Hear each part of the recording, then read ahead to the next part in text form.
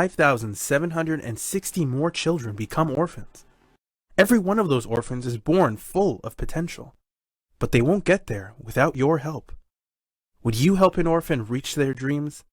Sponsor an orphan now for only $1 per day. Visit ICNAReliefCanada.ca for details and to donate. ICNA Relief Canada, serving humanity since 1997.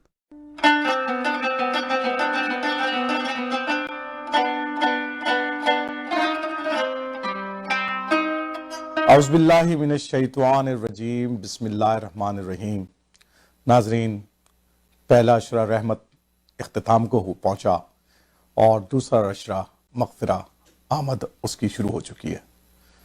یہ وہ عشرہ ہے جس کے اندر اللہ تعالیٰ سے ہمیں بے پناہ دعائیں مانگنی چاہیے کہ اللہ تعالیٰ ہماری بخشش فرمائے، ہمارے روزوں کو قبول فرمائے، ہمارے تمام گناہوں کو معاف کر دے جو کہ ہم نے اپنے پہلے کیے ہیں، تمام چھوٹے بڑے گناہوں کو جس کو ہمیں یاد بھی نہیں ہے، ان تمام کی ہمیں بخشش مانگنی چاہیے۔ اس میں راتوں کو جاگنا چاہیے، اللہ سے بار بار مغفرت مانگنی چاہیے، کیونکہ ہمیں نہیں معلوم کہ ہم سے کتنے گناہ سرزد ہو گئے ہیں۔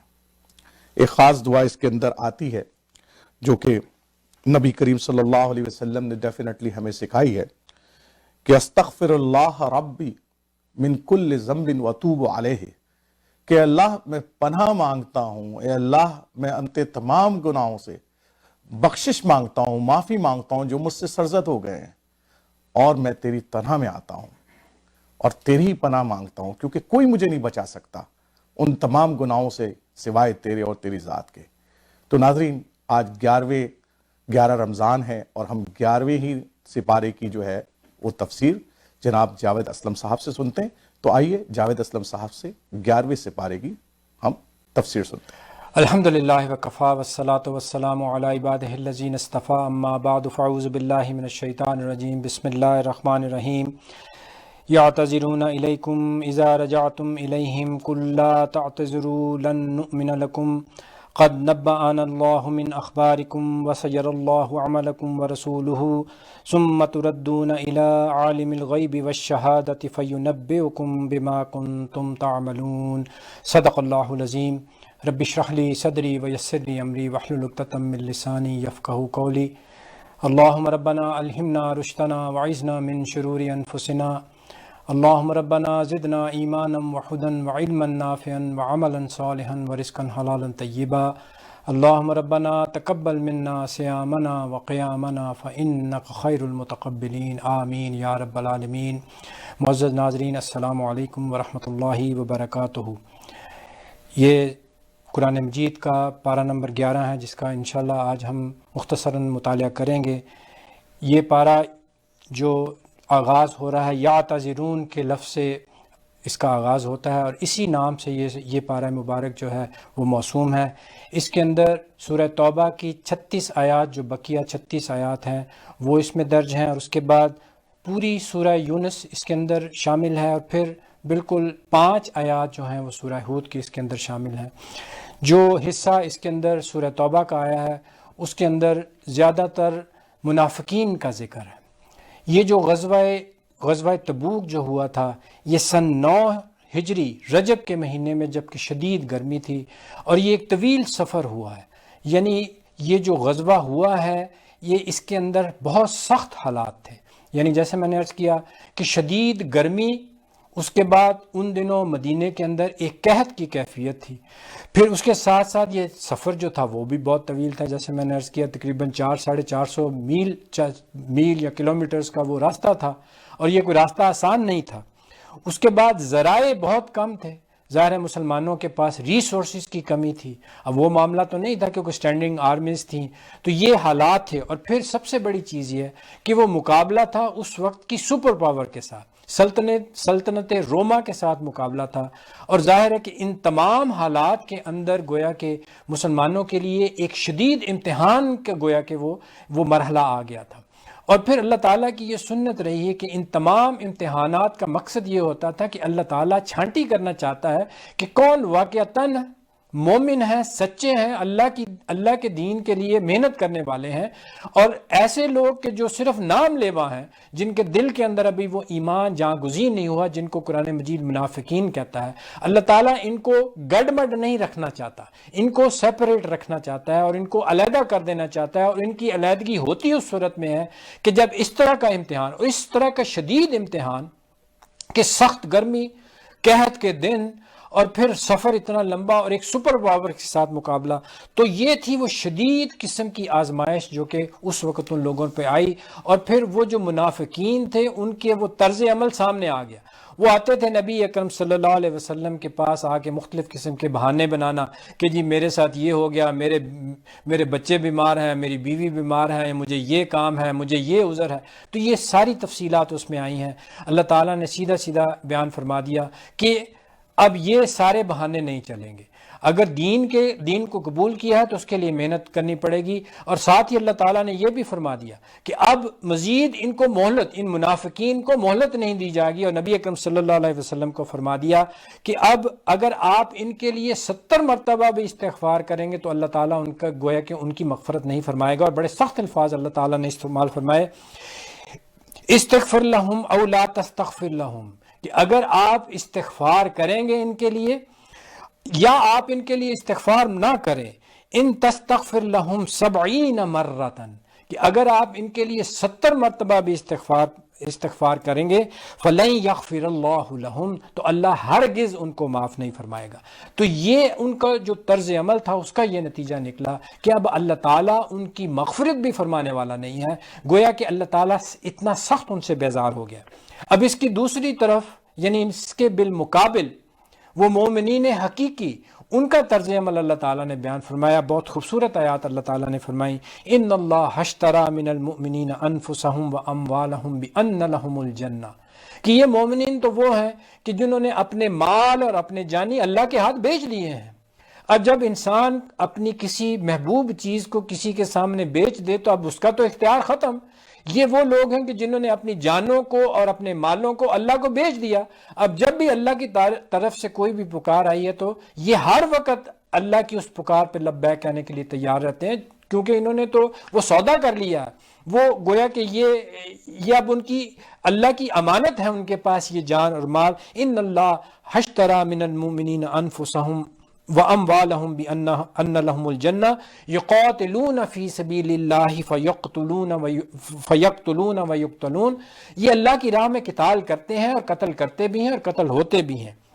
اس کے بعد اللہ تعالیٰ نے طویل صفت جو ایک فہرست بیان فرمائی ہے کہ ان مومنین کی صفات کیا ہیں، الطائبون العابدون الحامدون السائحون الراکعون الساجدون، یہ کیا ہیں؟ یہ توبہ کرنے والے ہیں، یہ عبادت گزار ہیں، یہ اللہ تعالیٰ کی حمد کرنے والے ہیں، روزہ رکھنے والے ہیں، اللہ کی راہ میں جہاد کرنے والے ہیں، راکعون رکوع کرنے والے ہیں، ساجدون اللہ کے سامنے سجدہ ریز ہونے والے ہیں۔ اور پھر فرمایا الآمرون بالمعروف والناہون عن المنکر وحافظون لحدود اللہ، نیکی کا حکم دینے والے ہیں اور برائی سے روکنے والے ہیں اور اللہ کی حدود کی حفاظت کرنے والے ہیں۔ یہ ہیں ان مومنین کی صفات کہ جو نبی اکرم صلی اللہ علیہ وسلم کے ساتھ اس مارکے میں شریک ہوئے۔ اور پھر آخر میں اس سورہ مبارکہ کی بالکل آخر میں اللہ تعالیٰ نے وہ بہت ہی پیاری آیت وہ بھی بیان فرمائی ہے کہ جس میں اللہ تعالیٰ نے فرمایا لَقَدْ جَاءَكُمْ رَسُولٌ مِّنْ أَنفُسِكُمْ، کہ اب یہ رسول صلی اللہ علیہ وسلم تمہارے پاس آ گئے ہیں، یہ تمہیں میں سے ہیں، عزیز علیہ ما عنتم، یہ ان کے لیے بہت شاک ہے اگر تمہیں کوئی تکلیف پہنچے، یعنی تمہاری ہر تکلیف پہ نبی اکرم صلی اللہ علیہ وسلم کا گویا کہ وہ دل جو ہے وہ پسیج جاتا ہے، کیونکہ آپ کی وہ شفقت اور رحمت اتنی زیادہ ہے۔ حریص علیکم، یہ بہت ہی زیادہ خیر خواہ ہیں اپنے ساتھیوں کے، بالمؤمنین رعوف الرحیم، اور یہ اپنے ساتھیوں کے لیے، مومنین کے لیے نہایت ہی رافت اور بہت ہی زیادہ نرم دل ہیں اور بہت ہی زیادہ رحم فرمانے والے ہیں۔ یہاں اس سورہ مبارکہ کا اختتام ہوتا ہے۔ اس کے بعد سورہ یونس اس پارے کے اندر مکمل یعنی کہ 109 آیات ہیں کہ جس سورہ مبارکہ کی اس پارے میں آئی ہیں، اور یہ جو یہاں سے جو ایک سلسلہ شروع ہو رہا ہے ان تمام صورتوں کل 6 صورتیں ہیں کہ جن کا جو آغاز ہے وہ حروف مقطعات الف لام را ان سے شروع ہو رہا ہے. یہ 6 صورتیں انشاءاللہ ہم آگے پڑھیں گے. سورہ یونس ہے، سورہ ہود ہے، سورہ یوسف ہے، پھر سورہ رعد آئے گی جس کے اندر ایک ایڈیشنل لفظ آ جاتا ہے الف لام میم را. اس کے بعد سورہ ابراہیم ہے اور سورہ ہجر. یہ 6 صورتیں ہیں کہ جن کا آغاز ہو رہا ہے حروف مقطعات الف لام را ان سے انشاءاللہ ان کا آغاز ہوگا. اور پھر ان میں ایک اور جو ایک مشترک چیز ہے، ان تمام جو آغاز ہو رہا ہے ان صورتوں کا اس کے اندر لفظ کتاب بھی ضرور آئے گا. جیسے سورہ یونس میں فرمایا گیا الف لام را تلک آیات الکتاب الحکیم، یہاں پہ بھی وہ لفظ آ گیا تلک آیات الکتاب الحکیم. اور آگے جو سورہ مبارکہ آ رہی ہے سورہ ہود، اس میں بالکل وہی الفاظ آتے ہیں الف لام را کتاب احکمت آیاتہ ثم فصلت من لدن حکیم خبیر. تو یہ بھی وہ لفظ کتاب اس میں آ گیا. اور اس میں وہ عظیم سورہ جو خاص طور پر وہ جو آیت آئی ہے کہ جو بڑی مشہور آیت ہے کہ جس میں اللہ تعالیٰ نے فرمایا یا ایھا الناس، کہ اے لوگو قد جاءتکم موعظۃ من ربکم، کہ تمہارے پاس اب یہ موعظہ یعنی یہ نصیحت یعنی یہ قرآن مجید اب یہ تمہارے پاس آ گیا ہے. اور یہ کیا ہے؟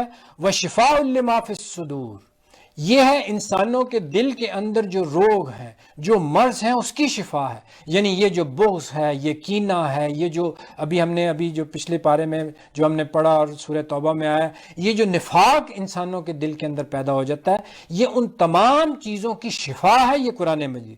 وشفاء لما فی الصدور وہدی ورحمۃ للمؤمنین، اور یہ ہدایت ہے اور یہ رحمت ہے مومنین کے لیے. اور بڑے پیارے الفاظ اللہ تعالیٰ نے فرمائے ہیں. قل، آپ فرما دیجئے بفضل اللہ و برحمتہ، یہ اللہ تعالیٰ کا فضل ہے اور اس کی رحمت ہے.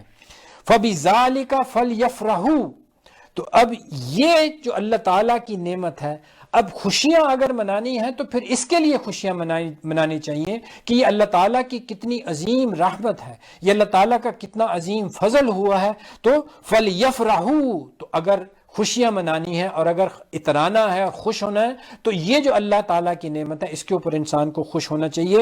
هو خیر مما یجمعون، یہ ان تمام چیزوں سے بہتر ہے کہ جو تم جمع کر رہے ہو، یا یہ جو جمع کر رہے ہیں، جو کچھ بھی انہوں نے جمع کیا ہے، یہ ان تمام چیزوں سے انتہائی بہتر ہے کہ اس کے اوپر عمل کیا جائے، اس کو سمجھا جائے. اور یہ اللہ کا گویا کہ یہ فضل ہے. اور پھر اس سورہ مبارکہ کے اندر جو اصل دشمنی تھی مشرکین کی اور جو بھی اہل عرب تھے، کہ ان کا سب سے زیادہ جو معاملہ تھا وہ اس قرآن کے بارے میں ان کو جو سب سے زیادہ جو تشویش تھی وہ یہ تھی کہ یہ قرآن بڑا ریجڈ ہے، بہت سخت ہے، اس کے اندر کوئی نرمی نہیں ہے. تو ان کا یہ مطالبہ قرآن مجید میں خاص طور پر اس سورہ مبارکہ میں نقل کیا گیا. وہ یہ کہتے تھے کہ ایتے بقرآن غیر ھذا، کہ یہ جو قرآن آپ صلی اللہ علیہ وسلم پیش فرما رہے ہیں یہ بہت سخت ہے. تو اگر کوئی ممکن ہے تو ایتے بقرآن غیر ھذا، تو اس کے علاوہ اگر کوئی قرآن ہو سکتا ہے تو وہ لے کے آئیں. او بدل ہو، یا اس میں کوئی تبدیلی کی جائے، یعنی اس کے ساتھ کوئی کمپرومائز کیا جائے، کوئی اس کے احکامات میں نرمی کی جائے یا اس میں کوئی تبدیلی کی جائے، اس کے اندر کچھ ایسی چیزیں شامل کی جائیں کہ جس میں ہمارے جو معبود ہیں ان کی بھی کوئی بات مانی جائے، جو ہماری ٹریڈیشنز ہیں، ہماری روایات ہیں، ہمارے عقائد ہیں، ان کا بھی کچھ تھوڑا سا لحاظ ہونا چاہیے، یا اس کے احکامات میں کوئی تبدیلی ہو، کوئی نرمی آئے تو پھر ٹھیک ہے، پھر ہم اس کو ماننے کے لیے تیار ہیں. تو گویا کہ یہ وہ اصل مطالبہ اور یہ اصل جو دشمنی تھی، اللہ تعالیٰ بھی یہ فرما رہا ہے کہ اے نبی ان کی دشمنی آپ کے ساتھ نہیں ہے، اصل میں ان کی دشمنی تو قرآن کے ساتھ ہے، اور یہ قرآن کو یہ بدلنا چاہتے ہیں یا اس کی جگہ کوئی اور چیز، وہ یہ اور چیز کا مطالبہ کر رہے ہیں. تو اللہ تعالیٰ نے بالکل دو ٹوک انداز میں فرما دیا، اور نبی اکرم صلی اللہ علیہ وسلم نے بالکل ایک لاجیکل بات فرمائی کہ یہ قرآن کوئی ایسی چیز نہیں ہے کہ جو میں تمہیں تو پیش کر رہا ہوں اور میں خود اس کے اوپر عمل نہیں کر رہا. یہ بالکل ایک لاجیکل بات تھی. یہی اللہ تعالیٰ نے فرمایا کہ آپ فرما دیجئے اس مطالبے کے جواب میں، کل آپ فرما دیجئے ما یکون لی ان ابدل من تلقاء نفسی، کہ میرے اختیار میں یہ ہے ہی نہیں کہ ان ابدلہ، کہ میں اس میں کوئی تبدیلی کر دوں، من تلقاء نفسی، اپنے نفس سے، یعنی اپنی خواہش نفس سے اس کے اندر میں کوئی تبدیلی کر دوں، یہ میرے لیے ممکن ہی نہیں ہے۔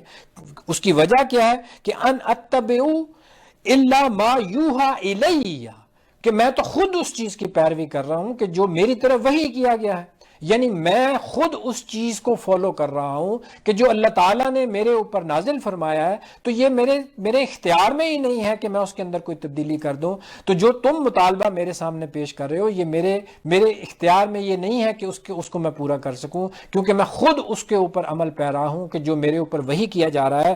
اور پھر یہی چیز اس سورہ مبارکہ کے آخر میں حضور صلی اللہ علیہ وسلم سے فرمایا جا رہا ہے کہ الیک، کہ آپ اتباع کیجئے اس چیز کا کہ جو آپ کی طرف وحی کیا جا رہا ہے، وصبر، اور آپ صبر کیجئے، کیونکہ نبی اکرم صلی اللہ علیہ وسلم ظاہر ہے کہ یہ کوئی آسان چیز نہیں تھی۔ اللہ کی دعوت جب دی جاتی ہے تو اس کے اندر مشکلات آتی ہیں، یہ باتیں سننا، اس طرح کے جو تانے سننا ہے، اس سے نبی اکرم صلی اللہ علیہ وسلم کا گویا کہ وہ دل بھجتا تھا۔ تو اللہ تعالیٰ فرما رہا ہے کہ وَاصْبِرْ حَتَّى يَحْكُمُ اللَّهُ وَهُوَ خَيْرُ الْحَاكِمِينَ، تو آپ صبر کیجئے، اللہ تعالیٰ کا فیصلہ آ جائے گا، اللہ تعالیٰ بہترین فیصلہ کرنے والا ہے، اللہ تعالیٰ فیصلہ فرما دے گا، اس لیے آپ کو جلدی کرنے کی ضرورت نہیں ہے۔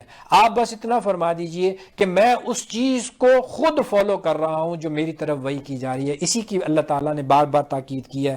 اور پھر اس سورہ مبارکہ کے بالکل اسی طرح اختتام اس فرمایا جا رہا ہے، ایک اہم مضمون، کہ جو اولیاء اللہ ہیں ان کی کیا کیفیت، ان کے ایمان کی کیا کیفیت ہوتی ہے، کہ جو اللہ کے ساتھ جنہوں نے لو لگایا ہوتا ہے، الا ان اولیاء اللہ لا خوف علیہم ولا هم یحزنون، کہ جو اللہ کے ولی ہیں ان کے اوپر لا خوف علیہم، ان کے اوپر کسی قسم کا کوئی خوف نہیں ہوتا، ولا هم یحزنون، اور ان کے اوپر وہ کبھی غمگین نہیں ہوتے، ان کو کوئی غم نہیں ہوتا۔ اور وہ کون لوگ ہیں؟ الذین آمنوا، یہ وہ لوگ ہیں کہ جن کو حقیقی ایمان حاصل ہے، وَكَانُوا يَتَّقُونَ، اور انہوں نے تقوی اختیار کیا ہو، یعنی ایمان دل کے اندر جاگزیں ہو اور پھر تقوی کی روش اختیار کی ہو۔ لَهُمُ الْبُشْرَى فِي الْحَيَاةِ الدُّنْيَا، ان کے لیے بشارتیں ہیں اس دنیا کے اندر بھی، وَفِي الْآخِرَةِ، اور آخرت میں بھی اللہ تعالیٰ نے ان کے لیے بہت اچھے انعامات، بہت اچھی چیزیں اللہ تعالیٰ نے ان کے لیے تیار کی ہوئی ہیں۔ اللہم ربنا جعلنا منہم، اللہم ربنا جعلنا منہم، اللہ تعالیٰ ہمیں ان لوگوں میں شامل کرے، اللہ تعالیٰ ہمیں بھی ان اولیاء میں شامل کرے۔ بارک اللہ لی ولکم فی القرآن العظیم، ونفعنی وایاکم بالآیات وذکر الحکیم، والسلام علیکم ورحمۃ اللہ وبرکاتہ۔ تو ناظرین، آپ نے ابھی 11ویں سپارے کی تفسیر جاوید اسلم صاحب سے سنی۔ امید ہے کہ یہ قرآن جو ہمارے لیے اور انسانیت کے لیے راہ ہدایت بن کر آیا ہے، اس سپارے کی تفسیر ہمارے دلوں کے اندر ایک نئی روشنی جگائے گی، اور اس روشنی کو لے کر ہم اس دنیا کے اندر اللہ کے پیغام کو لے کر آگے بڑھیں گے اور تمام انسانیت تک اس پیغام کو پہنچانے کی کوشش کریں گے۔ تو انشاءاللہ کل پھر ہم 12ویں سپارے کی تفسیر کے ساتھ حاضر ہوں گے۔ جب تک کے لیے اجازت دیجیے۔ السلام علیکم ورحمۃ اللہ وبرکاتہ۔